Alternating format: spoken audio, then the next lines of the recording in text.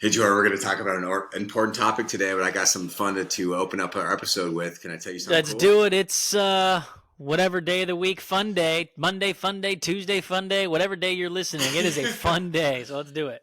It is, and this is going to be even more fun, Jordan. We've only had our episode, our podcast going for 3 weeks, but I've got to tell you, I looked at some the numbers just yesterday, and these are the countries that people are listening to our podcast in. Are you ready Oh, for geez, this? countries plural.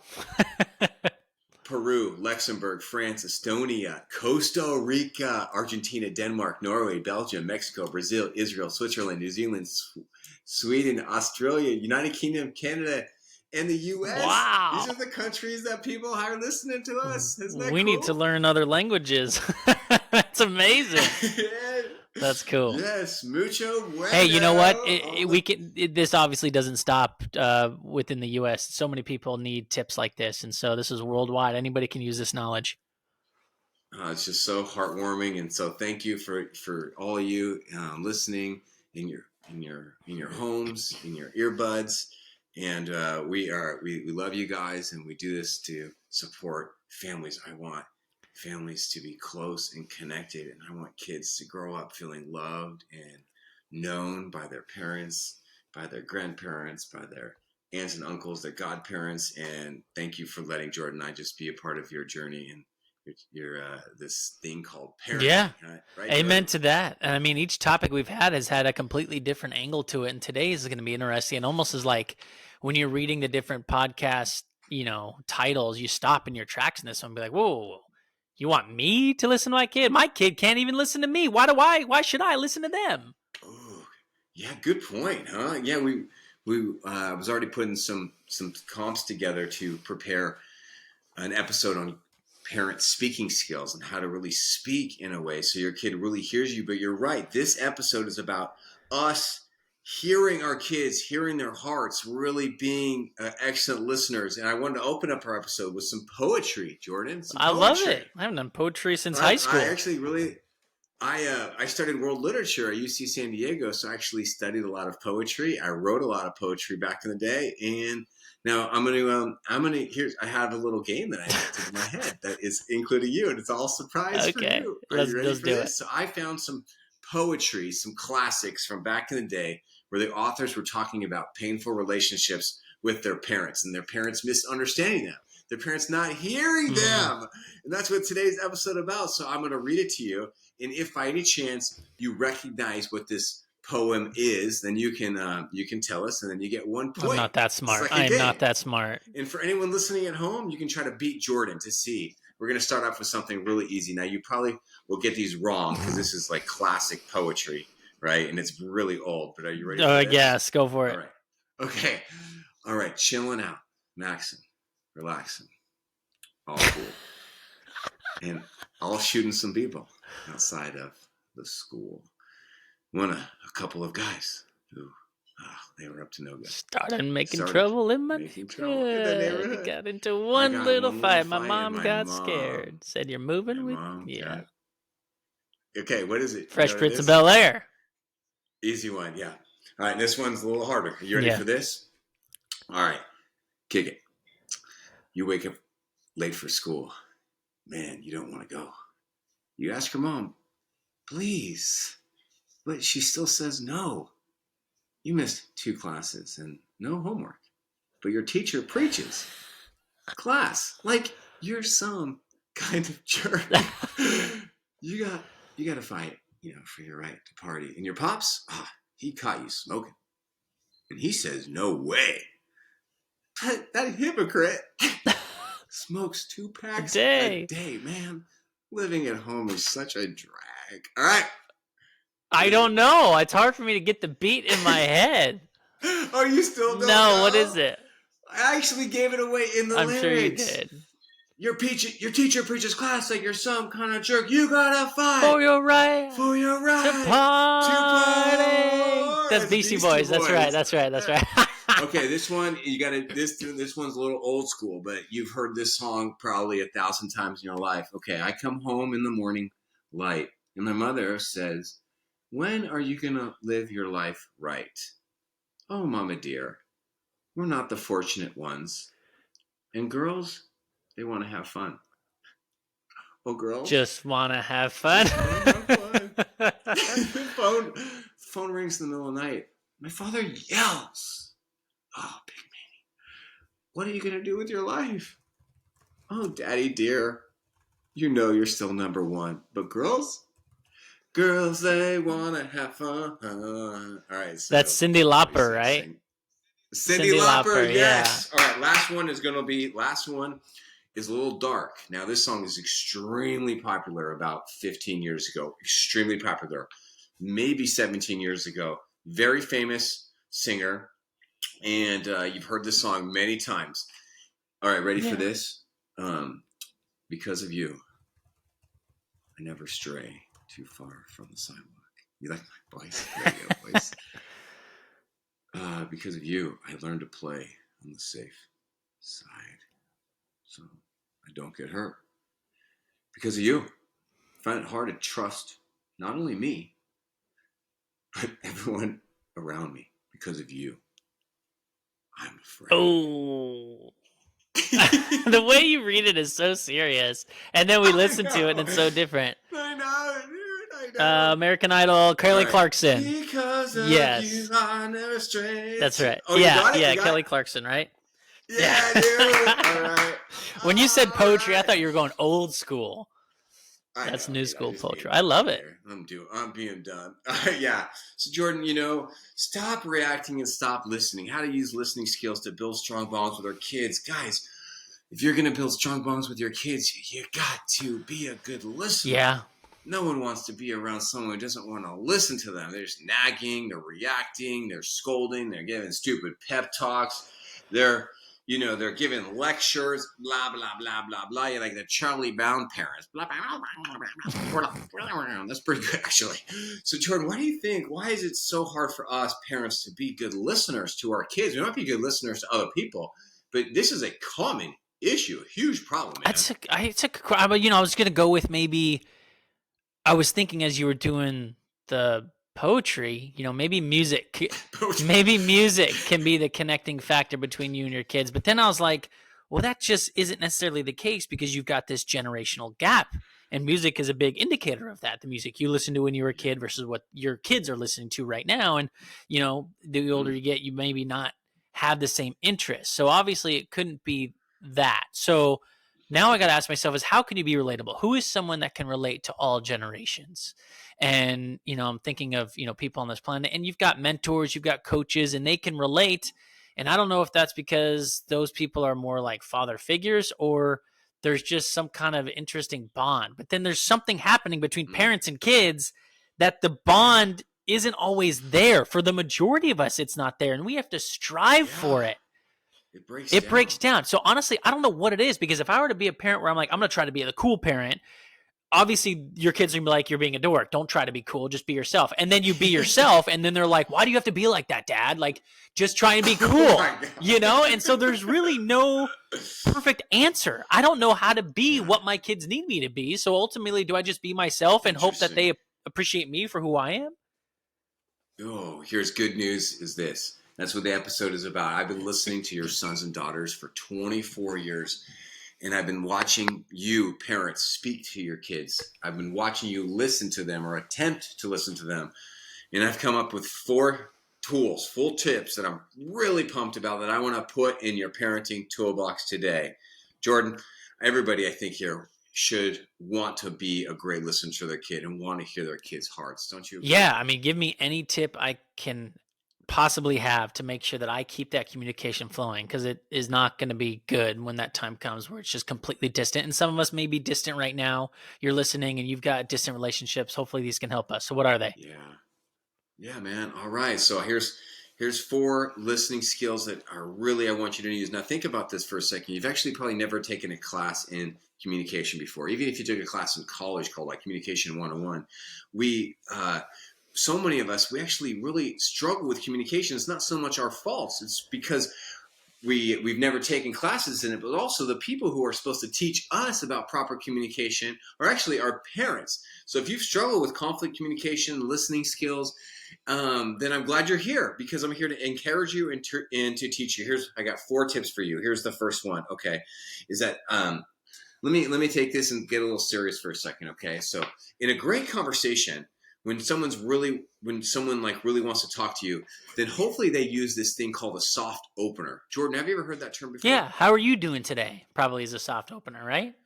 Okay, soft opener. That's a good example. Now, what would be a good example? You think putting you on the spot would be, let's say, someone wants to have a conflict with you. Let's say it's your wife, Danny, or somebody at work, and they want to have a conflict.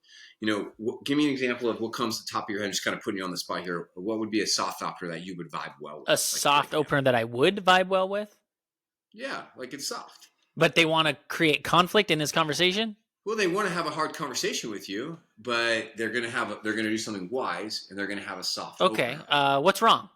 Yeah. Okay, What's what's wrong? wrong? What do you mean? Okay, what's Well, wrong? you So, seem okay. off. What's wrong? Oh, there, you seem off. What's wrong? See? So, what psychologists have helped us understand is that one of the best ways to really start a conversation is what's called a soft opener. Now, we use soft openers a lot in the business world, where somebody might email you and be like, hey, I want to talk to you about this one thing. Can we set up a time? Or your spouse might say to you, hey, I have something that I really want to talk to you about. Can we talk about this later tonight? And it's like a nice evite. It's like you send it over to you. It's like, hey, I'm inviting you to have this conversation where one of us will talk, one of us will listen. We're kind of bond out over this. You with me Yeah, on this, Jordan? totally. So here's like an example. I'm holding up a book right now, and it's Dr. John Gottman's book, The 7 Principles of Making Marriage Work, and I'm on page 165, and he talks a little bit. I'm really into this whole concept of soft openers. It is like one of my top 10, amazing speaking skills when it comes to communication. Let me just read it to you. The best startups have 4 parts. 1, I share some responsibility for this. 2, here's how I feel, right? I statements, focusing on me, not on you or labeling you. 3, it's about a specific situation. And 4, here's what I need. So it's about a specific situation, not about a situation that happened 6 months ago. It's not about 20 situations. And 4 is here's what I need, as in a positive need, not why you didn't do this, like focusing on negative. Instead of pointing your finger at your partner or at your child, even though this is written for marriage, or pointing your finger at yourself, to convert a negative need into a positive one, focus on your negative emotions and look for the longing behind those feelings. If you could wave a magic wand, what would you wish for? What is your recipe for your partner to be successful with you? In order to be an effective, a soft startup doesn't have to be diplomatic, but it must be devoid of criticism or contempt. And then later on it says that these are soft startups because they are direct complaints rather than criticisms. So essentially, this is like what we all want. If someone's got a problem with us or wants to argue with us or whine, we would prefer that they would say something like this: "Hey, I got something on my heart. I would love to talk to you about. Is this a good time?" Like, isn't that just obvious? Doesn't everybody want to say to like when you want that? I mean, I guess it might be weird if your colleague comes up and addresses you that way and talks to you like that, but ultimately, that would stop you in your tracks to maybe listen. Okay, let me argue for a second. You think it's weird if someone's a soft startup? Let's do the opposite. How would you prefer this? You're sitting there minding your own business at work. Somebody barges right into your office or into your cubicle and says, "Hey, what the hell, man? Why did you do this thing yesterday? Seriously, No, that is not you are soft, right?" correct. No, Or how about your wife or your spouse? Like you're sitting there having a great time watching a show, and they're like, "Seriously, I am so upset at you. What are you doing? Why did you even say that? Did you really do this? right, Right?" right. Like that is the opposite of soft. So here's what I think about. When we think about being great listeners with our kids, this is so interesting. I'm so into what I'm about to say, is that your kids are not going to give you a soft startup, everybody. They're kids. They are just going to start talking. And it's going to come out messy, and it's going to come out nasty, it's going to come out unsoft. And that is going to trigger you. So when we think about becoming great listeners, really hearing our kids' cards, this is the mindset that we start with. So we have to be open to receiving maybe some harsh words from them to really figure out what they're trying to say instead of reacting on that. Every day it's going to happen. Right. Every day your kids are going to come and they're going to whine to you. They're going to whine about their teachers, about their day. They're going to say something negative. They're going to say something disrespectful. They're going to communicate, and it's not going to be a nice Evite. Does this sound familiar to you? Doesn't this sound like everyday parenting? Yeah, I mean, They're there's not. always complaining when it comes to parenting. You're right. I mean, you could say that happens with adults too. Yeah. I think it's just going deeper, and I'm relating it to my own life to where Okay. sometimes they won't even complain about anything. They won't tell you anything. Yeah, Right? we'll get there soon. We'll get there soon. So what I want, the first point is that realize that your kids are just going to start talking. They're not going to come up to you and be like, "Hey, I'd love to," like maybe this has happened to you. I dad has. Hey, I'd love to share my day with Right. you, Dad. I know you're busy at work. Right. Is this a good time for you? Right? Yep. Hey, I'm doing some social issues at my school. Like I'm kind of getting bullied, and this one girl that I have a crush on doesn't seem to crush me. But I really want to honor your boundaries, parent. Is this a good time for Right. us to That's connect? not going to Right? happen. That's not going to happen. Right? They're just going to start talking, and it's going to be messy. Hey, Dad. My sibling just hit me and called Right. me a name. And hey, I know you're busy. I know you're with mom. You guys look like you're having a good time. So hey, can we set up a time Right. to talk about Yeah. this? Right? So when you partly why parents are so bad at listening is because we get so triggered and we do so much reacting. It's like our kids are just constantly coming at us X, Y, and Z, and then we react and we don't respond. So let's say we're having a bad day. We just worked 8 hours, whatever we're doing. We get home, kids are off the bus, they're hyped up on sugar and going a million miles an hour, and you just need a few minutes. But now they're coming to you with all of these Yeah, problems. right. Yeah, they are. Yeah, they're It's hard to kids. not snap because you're It already sure on wits is. end. You're already drained. So to stay in the moment and be in your A game when you just had a rough day, maybe you got let go from your job and you're just feeling Yeah. so lost and hurt and sad right now. And then they come in. It's no wonder so many of us snap because they're always there. This is why we're having this episode, because your kid comes home and you see that they have a bad grade on a quiz, or you see that their grades are going lower, or you see that they don't even want to talk to you about their day, or you see there's something they didn't do with their chore, and yet we get tempted to just react right there. And I just want to let you know that this is not. I'm like your translator. I want to be the bridge here to help parents understand kids. They are not going to have these soft openers. And so that leads us to our second point. Okay. Now, as parents, we adopt all these different roles as parents. Now, we do this subconsciously. Some of us adopted the role of being our kids' social calendar. Some of our kids play the role of our kids' tutor. Some of our kids play these different roles. I want to give us some roles to really thrive in, to really thrive in parenting and get your kids to really, really connect with you. I want us all to be a sponge, Jordan, a sponge, You want us to be a sponge. a sponge. I love it. But not like one of those small, nasty No. sponges that you Yeah. leave in Oh, your yeah. sink. You know those Yeah. big sponges that you get when you like wash a car, those big Right. yellow ones? You want us to Think of soak it this. all in. I want us to change our minds, everybody. Change your mind when it comes to how you think about your kids and how you think about their communication to you. That when they're talking to you about something that you don't like them talking about, that is such a gift. That is such a blessing that they are coming to you and sharing their negative feelings with you. That's a It gift. is a gift. It's such a gift. And if we could do better about being present, like, what did I hear the other day? It was this dad talking about how we get in these moods and these feelings of just like, oh, not right now. We'll talk later. But if you could just pretend that maybe there is no tomorrow, or this is the last moment you will get with your child, you will completely shift the way you're thinking.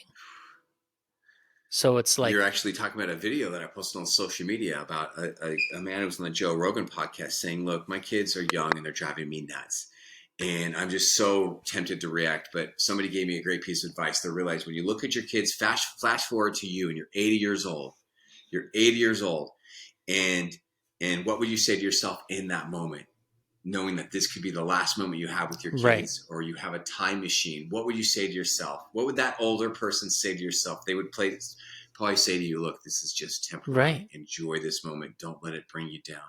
But see, what we do is, as often as parents, we don't see ourselves as sponges. We just see ourselves as these sounding boards, or Mm-hmm. like a drum. If you throw a ball against a drum, it bounces That's back right. at you.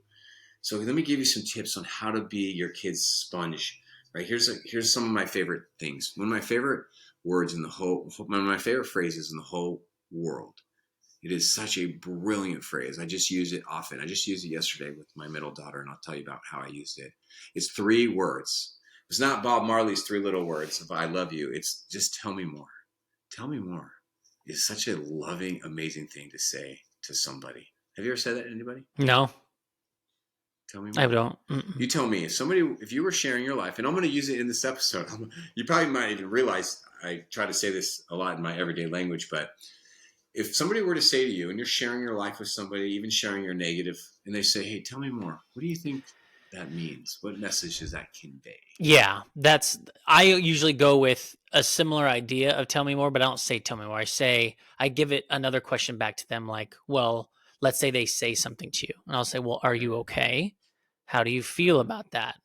And I'll Mm-hmm. try to get into a little bit more as to what's making them bring this to my attention right now. They're obviously saying Yeah, something, but okay. why? So I'm trying to figure out the why. So asking people pointed questions is very cool and loving, but let me tell you why they're uncool and unloving for a second, and why tell me more is better.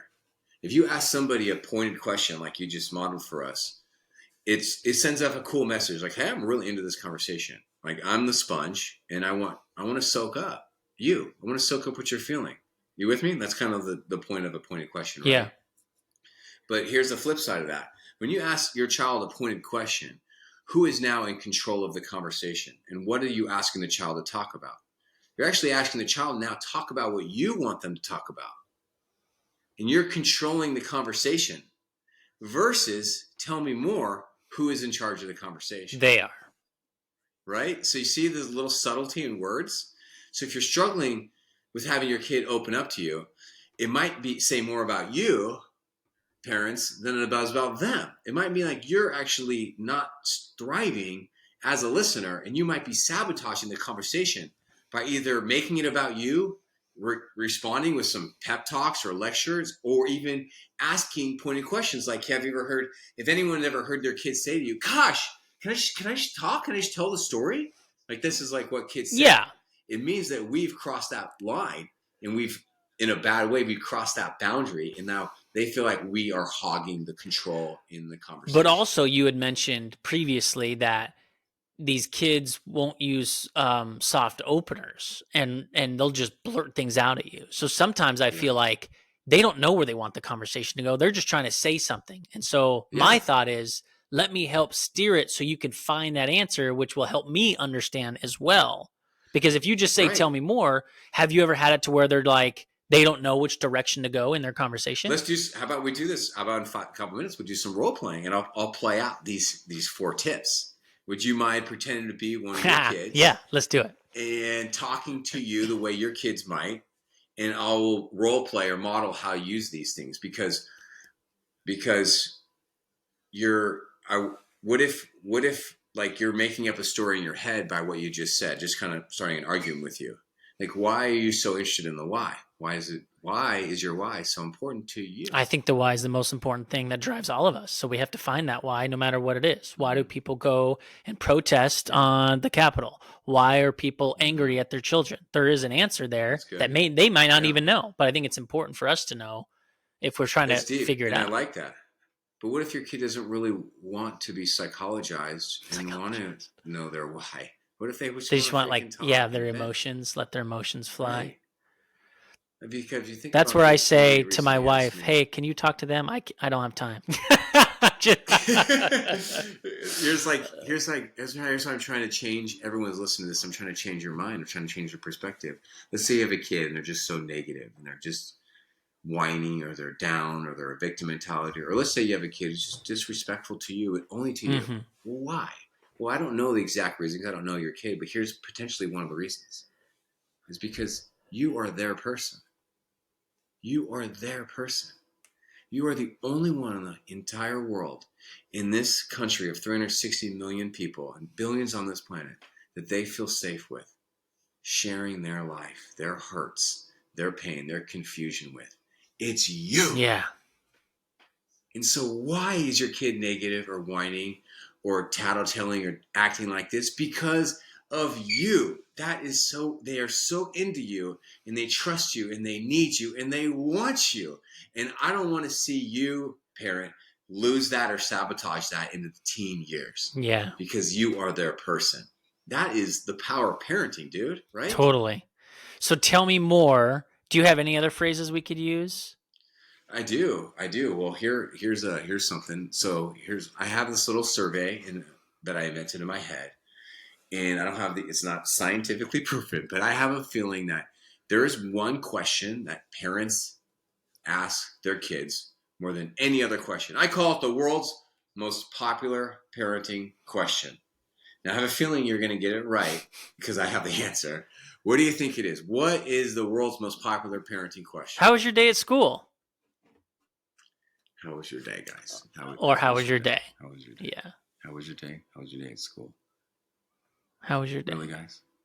Really? Is that the best we've got? That's the best we've got. That is the world's dumbest question. It is the dumbest question.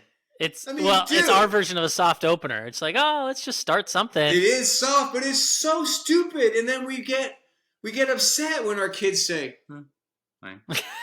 Right? Right. Yeah. Well, tell me, how was your math test? Good. Fine. It's good. How did everything go at school? Fine. Okay. Hey. And then we wonder, why doesn't my kid talk to me? Because it's so dumb. So my next tip is this, is that, like, have some creative questions. Have some creative questions. Come up with some juicy questions. Tell me the highlight of your day. Worst part of your day. Something funny happened at school today? How did your best friend, Julio, do at school today? Hey, how's it going over there? Some parents ask the boringest, dumbest questions. Then they wonder why their kids don't talk to them. And some parents are so boring. They just ask about math tests and about teacher educational stuff. And then they wonder why it's so dumb, right, Yeah. Jordan? Do you have any cool questions that you love asking your kids or that they like open up with, like blossom up with? One of the things I've been trying lately is, what did you learn today?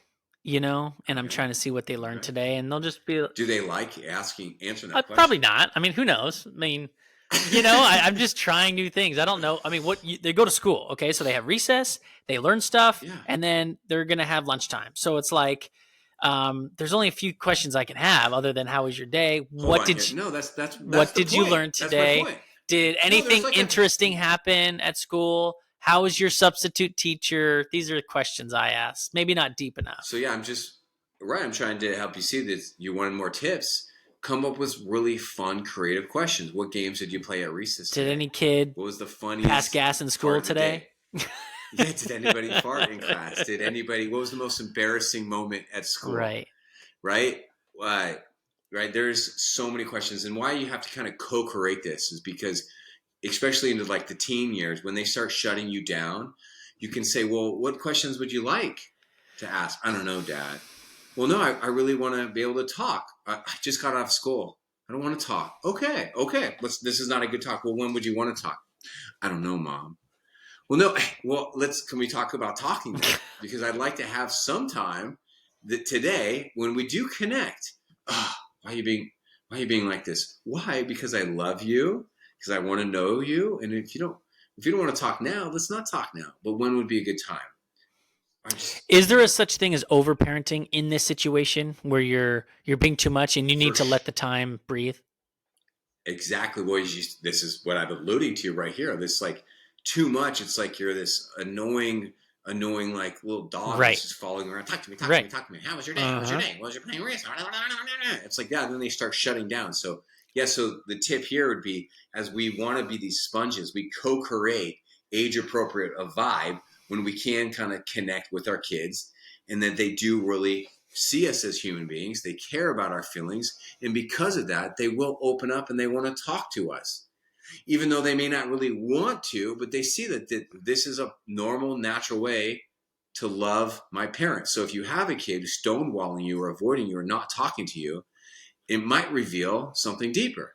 It might reveal there's just a lack of connection in that relationship. It might reveal that the kid doesn't really care about your feelings. It might reveal you're really crappy at sharing your feelings with your kids, and you haven't helped your kids see that, hey, them sharing a few tidbits of their day at appropriate times is like a practical way for them to show love and kindness for you because you do so much for them. Love it. Right? Okay, so we kind of are touching on your average day-to-day conversation. Can I take it one step further? And this just popped in my head, so I got to ask this. Let's say you have a child and you know something is going wrong, and you are trying to get that out of them. Do I go straight specific to the point, or do I keep it soft and hope that they bring it to me?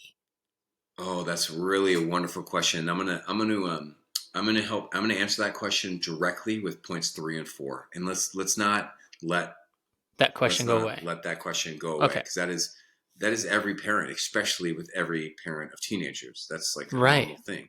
Every teenager is going through something, and you might know about it, and you want them to tell about it. You should know just by their body language, how they're handling different things. I mean, they're just going through a lot. So yeah, that has to do with like, where do you kind of like honor their boundaries by just accepting that boundary. How do you thrive in the powerlessness of being kind of shut out? Is there a plan for you to get back and to get connected? And this is why we're doing this episode. So point 3 is this. When you think of like, let me ask you another trivia question, okay? When you think about wise sages from media, movies, TV, do you have any characters that come to mind? Wise sage. Mr. Miyagi. Oh, Mr. Miyagi, Karate Kid. Okay, tell me more. Wax on, wax off. Wax on. All right, anybody else come to mind? This is funny. Who do you think of as wise sages in movies, TV, or even from your own life? Wise sages. A wise sage. You could, in your own life, you could maybe say your pastor or someone in your religious background that you go to. Some people are really into Star Wars. I'm not into it, so those Star Wars nerds. Hold on. You're not into Star Wars? No. Get out of here. I don't get why some people What? are. It's so good. Okay, we won't go there. I don't know. They think of Yoda. Yep, Yoda's a wise sage. Even Obi-Wan Kenobi is a wise sage. There's wise sages, and any other wise sages that come to mind for you from media. Well, you could think of like the movie Avatar and this indigenous tribe, and the king of the tribe would be a wise sage, someone that's older with wisdom, trying to pass down. So here's a role I want us to all adapt as parents. I want us to be their wise sage and not their Google Maps. Be their wise sage and not their Google Maps. Can I explain? Please. Don't be their answer to everything. I see there a lot of parents nowadays. They feel like they should be their kids' Google Maps. Now, if you've got a neurodivergent kid or ADHD or different issues, then you maybe have even been told really bad advice by professionals to be your kid's Google Maps, or you're so afraid of your kid getting in trouble or getting left behind that you've just adopted this role of you're their kid's Google Maps. What do Google Maps do, Jordan? What do they tell us where to go. They give us directions. They sure do. They really do. And they, even if you have that volume turned on, it's so annoying. They're giving you directions like every turn. It's like, get ready to turn left. It's just dinging us with information. So many modern parents, we parent in fear. And one of the ways that fear manifests itself is this dinging of a Google Maps, of just constantly directing your kids of when to do this, when to do that, when to do that. Now, when our kids are younger, they need a lot of direction. But when you start seeing your kid like around age 4 or 5, you should start seeing them being more autonomous and start doing more and more things on their own. But that is the role our kids really want us to adopt is to be their wise sages. Tell me your thoughts on this. Well, my thoughts on this are basically, sometimes we know the answer. I think you're trying to hint at. Sometimes we know the answer, but the answer isn't the answer. That's deep. So maybe giving them advice from me, myself, a wise sage as I am, will then hopefully steer them in the right That's it. direction, and then they could figure out the answer on their own. Yeah, let's even take it to the next level. Sometimes we know the answer, or is it more like all the time we know the answer? That's a It's good probably more question. like all the time. Like we know what they should Yeah, do, right? we think we know that they should do. Maybe. And so we just want to direct them. Well, why don't you go talk to your teacher? Well, why don't you talk to this? Well, have you talked to him? Well, why don't Right. you go do this? Well, you got to go do this. Well, you got to go do Right. this. You got to go do Right. this. You need to do this. People suck at listening. Americans suck at listening. Americans are so bad at listening. Do this. Go down to your local Starbucks the next time you're there and just sit next to two people and just listen. Yes, be a creeper, eavesdrop off them. And I think you'll see that in that conversation, there's probably very few listening skills going on. There's probably no one really thriving in active listening. It's like, yeah, Johnny is off at Arizona State, but yeah, it's kind of stressful. I don't know if he's gonna go back for his sophomore year. Oh yeah, my Sally, yeah, she was at Alabama and she had a hard time during freshman year, but yeah, she worked through the stress. She joined a sorority, so that was good. We talk about once a week. Yeah, me and Johnny, we don't really talk about once a week. I wish we did. We text, but sometimes they respond to my text. Yeah, texting is crazy. It's like we're texting when we were growing up. It's like texting has been such a cool thing to stay in touch with my daughter. It's like, yeah, you know what? I wish that Johnny would stay in touch with me more because my husband, he's horrible at texting. But my third son, he is great with texting. It's like texting has been like one of the best parts of our relationship. Oh my gosh, my second son is so bad at texting. But you know what he's really good at is I make him grilled cheese sandwiches. Oh, you know what? I don't really know if I like grilled cheese sandwiches. I think I have a dairy problem. Oh yeah, you know what? I used to have a dairy problem, but I went over to the almond milk. See, this is like how people talk, man. And you're going down so many different directions. I'm like, are we going to get to the source here? That's so funny. This is how normal American conversations go. Yeah. And then no one's really listening or hearing. So then how can we be that wise sage? What should we be doing? Well, what is a wise sage? A wise sage is filled with so much wisdom. And I've got more and more gray hair every day that I get older. So parents, you have so much wisdom. But one of the things I've noticed about wise sages is that they do not force their wisdom upon their listener. They're very patient with their teaching and their direction. And here's 2 tips for you: is they wait until someone asks them for wisdom, or they have a soft opener. So here's an opener that I use with my kids and with your kids, all of my clients. And I'll here's what I say all the time. All the time I say, hey, I'd love to run some ideas past you on this topic. Is that cool? That's what I say. What do you think about that? I think you're always going to get someone to answer yes. Mm-hmm. No, I don't need to if you don't want to. Here's another soft opener. Hey, do you want me just to listen to you? Or do you want me to, share some advice for you? Yeah, that's big. That's really big, especially, whether it's the parent and kid or spouse to spouse. That's big. I'll pretend to be you for a second, Mr. Y. I'm really into the Y, and I know you're 9. I know you're 9. I'm just roasting you right now. And I'm really into the Y. I've read 5 books in the last 5 months on the Y. And so tell me, why are you feeling this way? Tell me, what's the purpose of this? Like, what is this really rooted from? Dad, that is I'm the 9. why. That's what I want to know. I know it's the why, but dude, your kids are 9. So that's my point. They don't know, and so I'm trying to show them that they don't know. But what if they don't want? But you see, the ego is coming in. I'm just kicking a hornet's nest right now. It means something for me. It makes me feel good. No. I'm just trying to bring the wisdom that I have into their little minds to show them what they're asking for, what they want in that moment. It's not actually what they really want, and I'm trying to figure out why they think they want that. But why are you doing that? Why? I'm asking you now. The why. I'm flipping to teach them, to show them. That's why we're here as parents, to guide them. But what if they're not ready to be shown or to be taught? What if they just want to be 9 and they want to vent? Well, that's different. This is why we're doing this episode. Different. This is why I tried to agitate you. How did I do? I think I did a good job.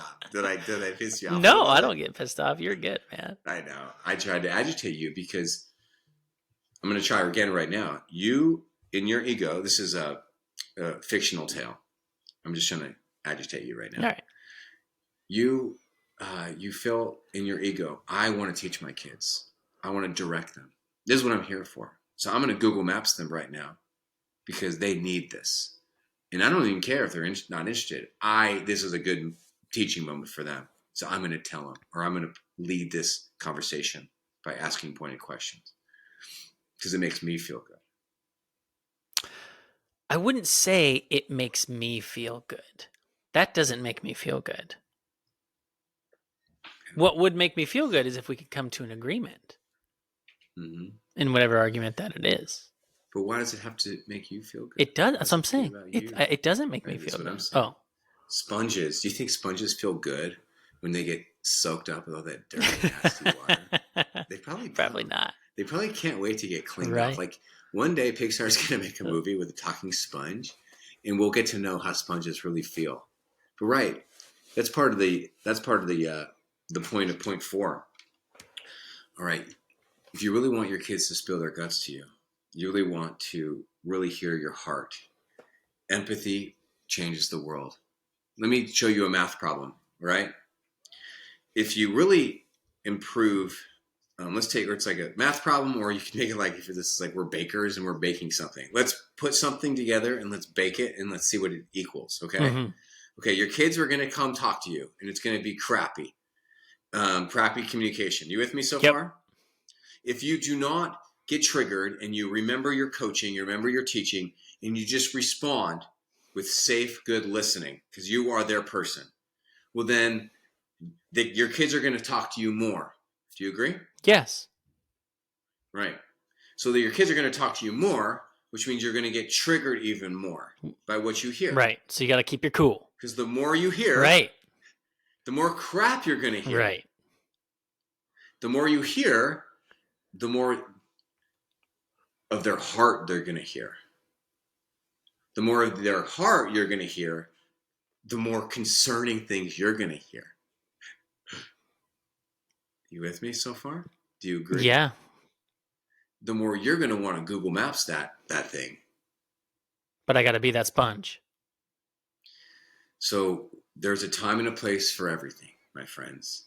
And there's a time and a place for listening. So point 4 is empathy changes the world.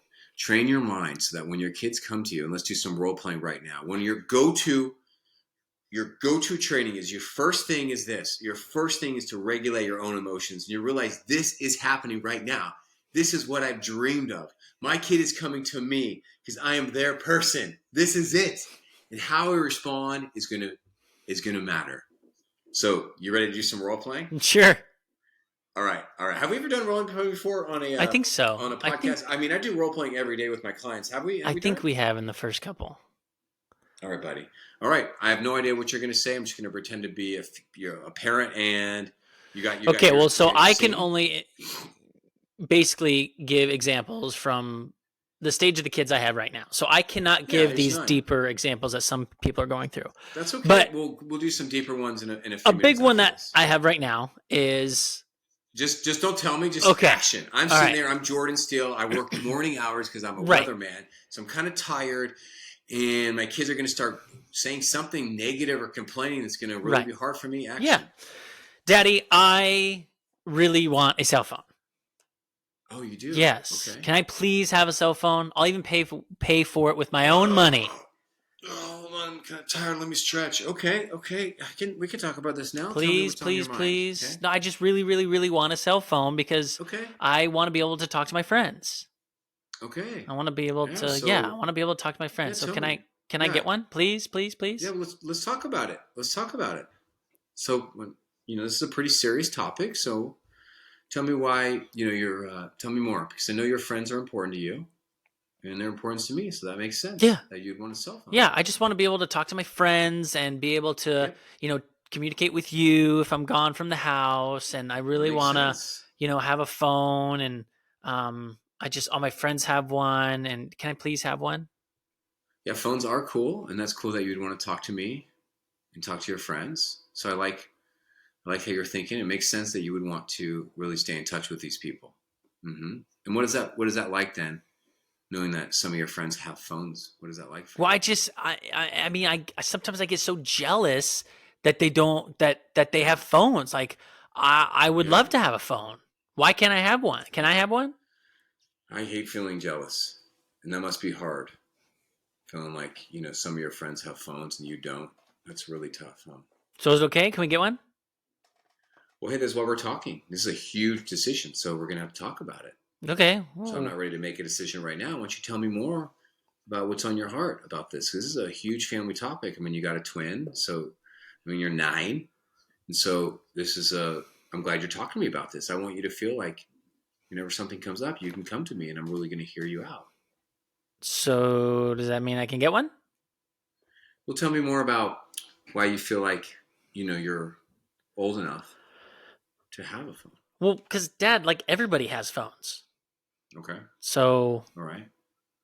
I mean, if everybody else has Mm, one, I should have one too. okay. So you feel like you're old enough now, you're mature enough to have a phone. I mean, yeah, And like, how do you think you would be trustworthy with the of phone? course. Like, how? What would that look like? Like, how would you be Like, trustworthy? I'll only watch YouTube Kids. I won't watch YouTube. I'll, just call my friends when it's okay with you. And that way, when I leave the house, I can have something to communicate with you so that you know where I am. Yeah. Now you haven't had a phone for your whole life, so is it? I mean, is it really hard not having a phone? Well, yeah, it can be hard, especially like when I see all my friends with one and, you're making dinner and, I want to Yeah. watch YouTube Kids or something. I can just get on the phone Right. and watch something. Yeah, man. Yeah. Yeah. I'm really glad you're sharing this with me. I'm not ready to like make a decision on that now. I mean, this is a huge family decision. So why don't we keep talking about it, and we'll see when the time is right for you to have a phone. Okay. Why don't we keep it going? I just want you to know that when you come to me, I want you to know I love you, and things are going to come up in your life, and I want you to know you can always come to me for anything. Oh, thank you. But I really want, I mean, can I get one for my birthday or for Christmas? Hey, man, I'm just not ready to make the decision right now, Well, but I can when will see we know? When I will you can't give you know? a time. Yeah, me and mom will talk about it, and we'll talk about it with you again, and we'll work together to figure out a time that works best for all of us. Okay, well, Caden, he might get something and for his birthday, he might get a computer, so I feel like I should get something too. Okay, I've never been a twin before, so that must be hard. Like on birthdays, and maybe your sibling gets something that you don't want. That's tough. So I mean, if You know, he's we going to do the get best something, we I can. should get something too. Hey, you know what? I can't promise you everything's going to be fair, honey. Like, I know that you probably don't like feeling treated unfairly sometimes, or you probably do feel like things are not unfair. You probably feel that way, don't you? Well, yeah, I mean, if he's getting something and I don't, that's not fair. It's tough. I hate it when I feel treated unfairly too. It's tough. That's probably how you feel too with your friends. Like it's like it's not fair. They get a phone. Why can't I? Well, yeah, and I want to talk to them. I want to talk to my friends. It totally makes sense. I love your friends, and I love that you want to talk to them. So yeah, we got to keep talking about this as a family, and I'm sure we'll figure out something that works for all of us. Okay, pause there. Back to normal Pause Jordan. there. So Hey, I noticed a lot of, I don't know if deflecting is the right word, but like postponing. okay. Trying to get So her. there's a lot of listening skills I showed there. One of them is we'll call it postponing. I'm just going to call it a boundary. Okay. Like I'm not ready to make a decision, a yes or no, on a huge decision for a 9-year-old for a screen, but it's clearly going to be a no. Right. I mean, I already know you well enough. It's a no-brainer. Right. But this is what I tried to model here is I tried to show listening skills because this is what everyday parenting is. Your kids are going to come. That's not a soft opener. They just pushing, pushing, pushing, pushing, and for me to say yes or no in that decision would be so foolish, because you should not say yes. Because if you say yes, you're teaching your kids that if they come to you with that type of intensity, you're just going to cave and give them what they want. Because if you do that, well, then they're going to keep going and treating you. We're always teaching people how we want to be treated. So if you make a decision, even without checking with your an impulsive decision, well, then I can guarantee your kid's going to keep coming at you like a hound dog and keep that going, right? Yes. Two, I'm not going to let a child dictate the pace of the conversation. I'm going to take it slow. But did you see, this is what I tried to model here, is the tool would be called empathetic limits. So there's a lot of empathy in there. But there was a limit. Like, I'm not ready to make a decision. That's my decision. But do you see the tone was not aggressive at all? It was just a very patient teamwork vibe tone. Yes. Could tell me more of things you liked or you didn't like about that role playing. No, I learned a lot. You didn't give an answer. You kind of postponed it. Anything that she or he or any child would bring up, you can kind of reflect back to them and say, I understand, and go back to the emotion side, like you said, and the feeling side of it. I just wonder, for some, like I'm dealing with 9-year-olds. Let's say we do this with a 12-year-old, to where they get angry during that conversation, to where the point where they storm out of the room or the house. Yeah. Okay. So at that point, that's a different ending. Here's some good news for you. Okay. Did you notice that I was using a lot of validation? Yes. In that? Yes. So I was validating their feelings. Correct. I was saying, it's not crazy for you to feel this way. This makes sense. That makes sense. Oh, that makes sense. That makes sense. So when you use a lot of validation, a lot of empathy, a lot of patience, then your kids, it's like these are expert power struggle communication tools. You'll be diffusing the bomb. So your kids probably won't storm off or get crazy. Now they might, but see, this is what good listening does. It just helps people to feel seen, helps people to feel heard, and helps people to manage these big emotions that they're coming at you with. So this kind of gets me into the next wave of conversations that I'd like to have with you. Is this was a good role play for my young kids or young kids in general, but for someone like you who has gone through most stages of childhood life now, is it become harder for, let's say, you to communicate with your daughters or any of your clients to communicate with their teenage kids? Okay, so a couple of responses to that. Our kids know, whether they're 18 or they're 8 or they're 8 months, they know that they cannot just get anything they want. We're not these like golden magic genies, right? Yeah. Like your kid already knows that they're probably not getting a phone, right? They're 9. They're hopeful. They already know how you feel. They're definitely hopeful. They're hopeful, right? So I think sometimes they don't understand. If their friends have one and they're the same age, they think they should get one too. They do. They struggle with they don't understand this. that. So how do we help them process? How do we help them to see us as human beings? How do we help them deal with the emotional grief of feeling extremely disappointed? And I'm giving you the tools right here. The tools would be is to be a sponge and just to really help your kids to feel heard and to feel seen. Validate them. Validate their feelings. Help them say you see them. Emphasize with them. Say, yeah, it doesn't feel good to feel treated unfairly. That's tough.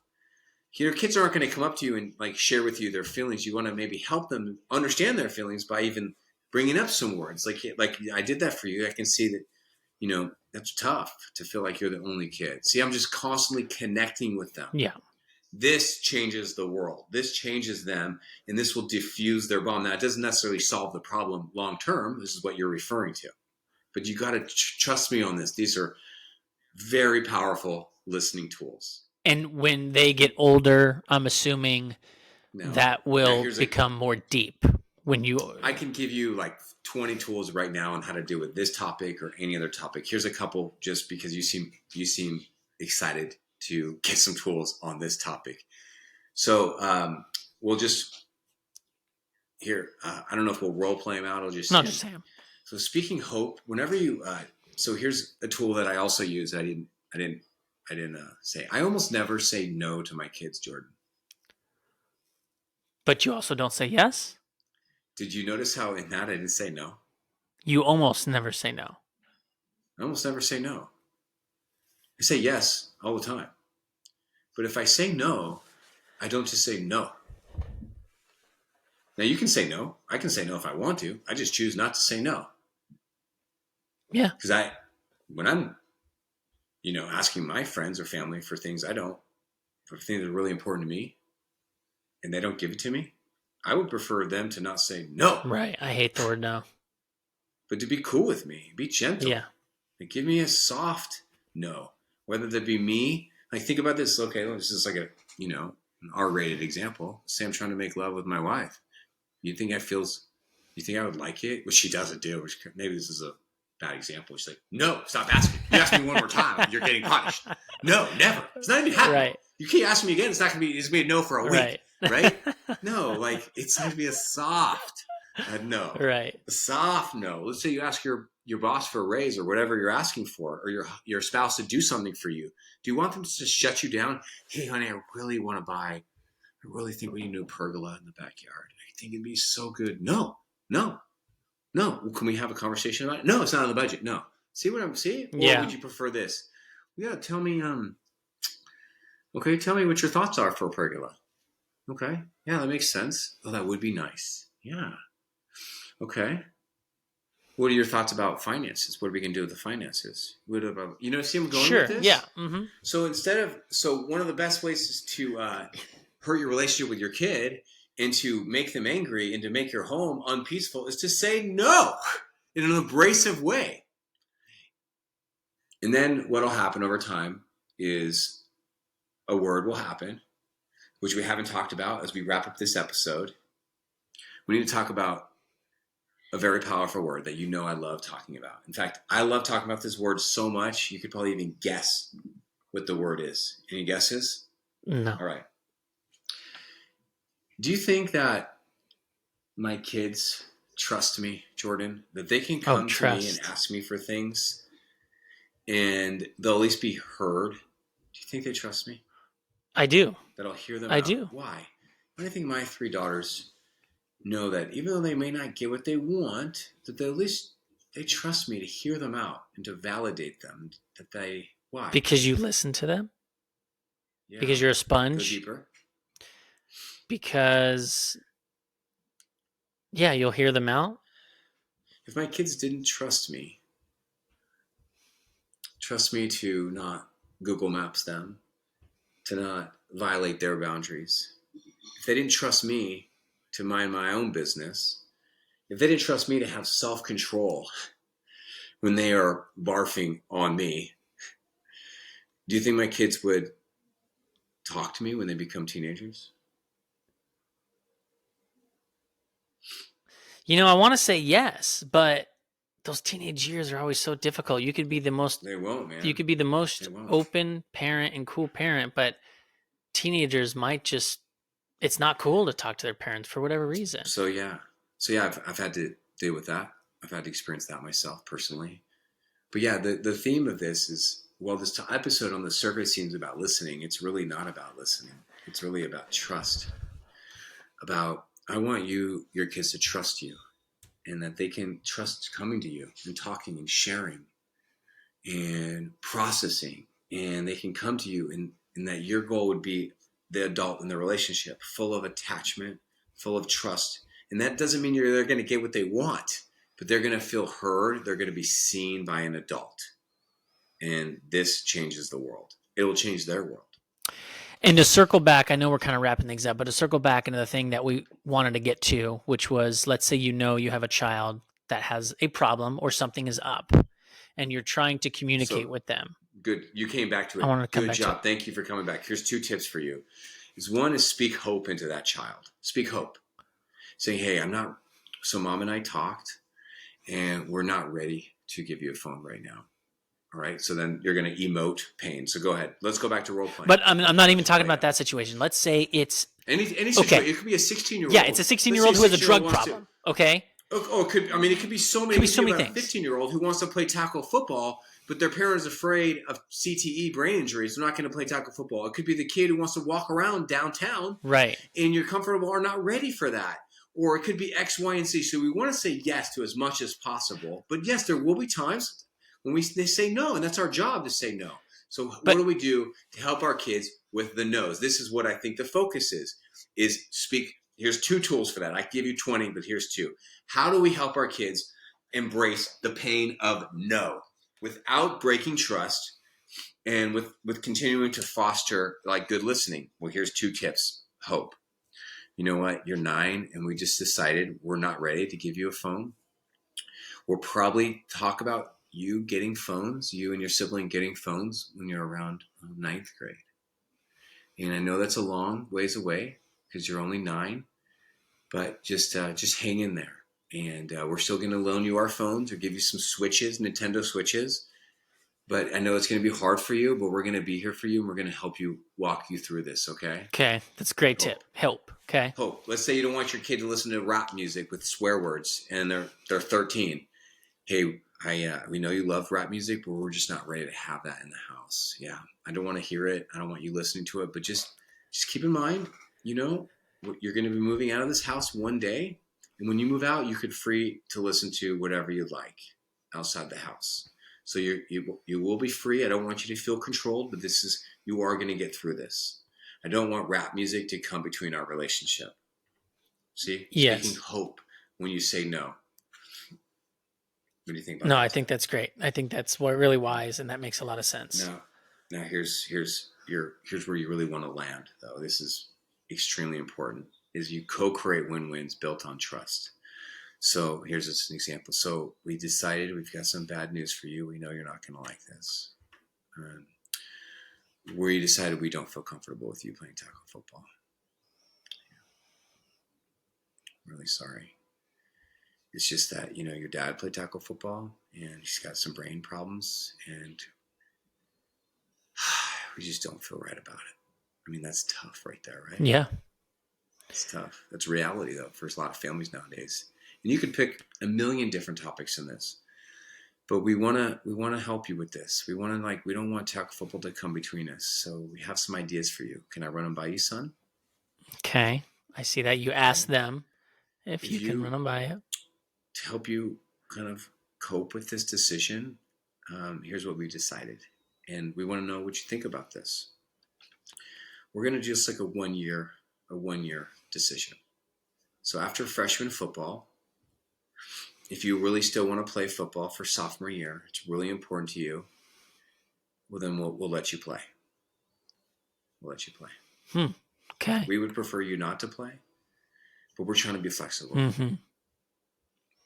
Secondarily, we put $3,000 in a budget for you. So we want you to plan a trip or 2 or 3. Grab some buddies, and we'll take you skiing anywhere you want to go. We'll take you surfing. We'll take you skydiving. We'll take you go-kart riding. We'll take you to Hawaii. We'll take you to Florida. We know this is going to be hard for you, so we want to do something special for you to help you cope with our decision because we know this is really important to you. I didn't expect it to go in that direction. Okay. Mm-hmm. Yeah. Little carrot there dangling. Right. So you don't have to do these things, but makes it easier. Why not? Yeah. Why not? Why not? Why not? You're keeping that bond together. Whatever it is they decide to do is with you. One of my clients they live in New Zealand. They recently did this. They're not comfortable with sleepovers, and their daughters want to have sleepovers. Mm-hmm.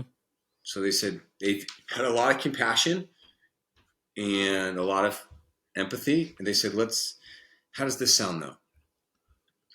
You girls can come here and we'll honor your boundaries. We'll stay out of your business. We'll take you to the store. And we'll buy you all the type of junk food you want. The parents are very anti-junk food. Very anti-junk food. Okay. The mom's a doctor. Okay. And I think a dentist or whatever. And we'll also take you guys here and there if you want to go. How do you think the teen daughter responded to that deal? Co-create a win-win built on trust. Was she ecstatic or was she like, fine? No. I don't know because I don't know her, Okay. but I know that she felt really good about that deal. Oh, that's good. Right? Yeah. Right? Yeah. Versus, let's do the opposite role playing. Okay? Can I have a sleepover? Told you, no, we don't believe in it. You ask us one more time and you're in trouble. Right. No, you can't play football. You're going to get brain injuries like your dad. Please stop asking. Come on, it's no fair. It's no fair. Stop. We've already made our decision. Right. All right? Go to your room. Go to your room. Go to your room. No, you can't have a phone. You're 9. You're 9. All right? Stop asking. Seriously, you have an anger problem. You have screen addiction. Stop asking. This is so annoying. What is your problem? Yeah. Seriously, That's do you know that's an how answer. addictive screens are? This is what addicts sound like. Mm-hmm. You're not ready. You're not ready for a screen. Right. Seriously, you have problems. This is, you know what? I was going to think about getting a screen, but now I'm not because of how you're acting. Yeah. You see how different this role playing could have gone, man? Right. That takes a lot of self-control, and with those tips, it does keep the kid more open because you're giving them more power than just shutting them down. And Tell hope, me like you said, somebody and hope. as we wrap up. We'll do one last question, then let's do attitude of gratitude. Tell me one person in your life. Let me put you on the spot. You feel really safe talking to this person. Maybe it's your wife. Maybe, I mean, let's just assume one of them is your wife, but you could pick her or you could pick somebody else. Someone in your life, Jordan, you feel really comfortable talking to them. Like you just feel safe. Like you know that you can tell them anything and they're not going to judge you. They're not going to Google Maps you. They're not going to psychoanalyze you. Not going to, they're just really going to hear you. Who would be one of these people? Would you mind sharing their name with us and then telling us why you chose this person? Well, I could say you come to mind for so many of those things. Hmm.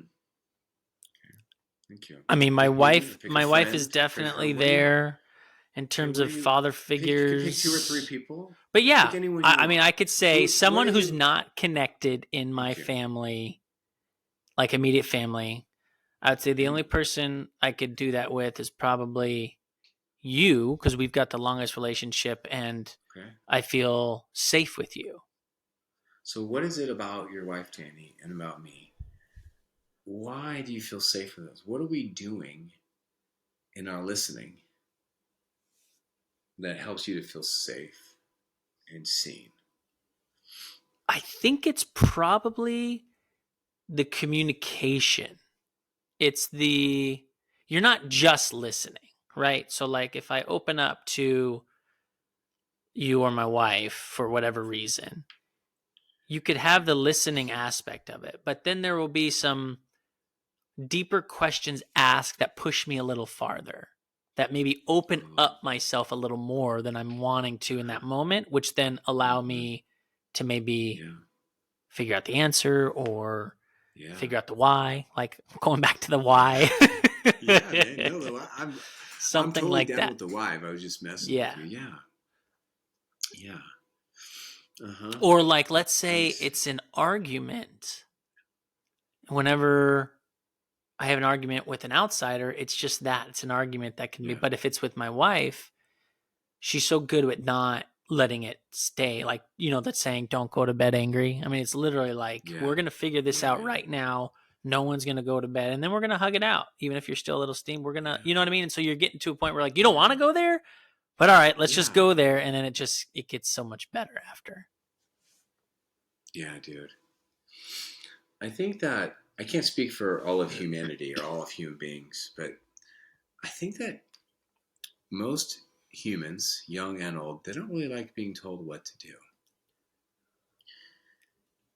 They don't really need advice.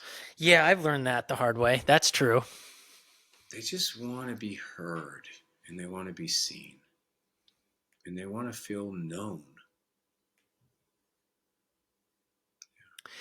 It's got to be hard though for someone who is a Google map, who knows the answer. Someone comes to you and is hurting, and you're like, I know what the answer is that could fix them. But it's so counterintuitive to not give them that answer and to not say it. Stop reacting and start listening. We all are Google Maps. We're old and we're hecka wise. And that's one of the challenges of parenting.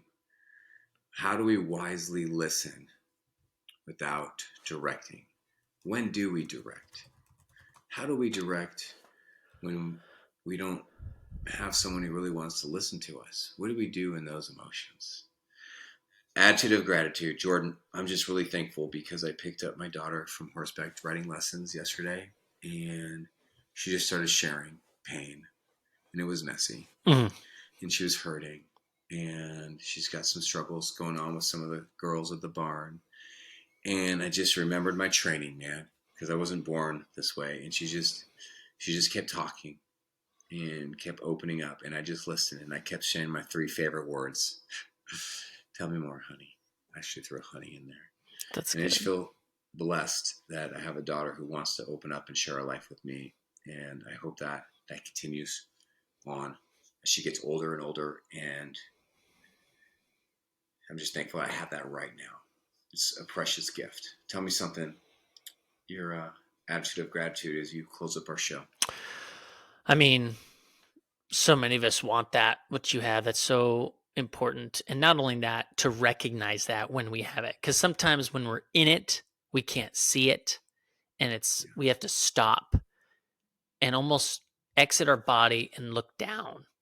And I think a lot of the parents out there who are having tough times need to also really look at all the good things you have right now. And maybe you're listening to this and you've got 3 kids, 4 kids, 2 of them you have an amazing relationships with, and 2 you're working on, to really focus on the positives of the relationships you have with those other 2, and know that you've got work to do with the other 2, because there are so many of us in the world who will just look at the problems, and we don't look at the cool process that life has given us and where we are. So my attitude of gratitude is for that, what you just shared, for those of us who have that, and for all of us who are striving to get there and then realize it.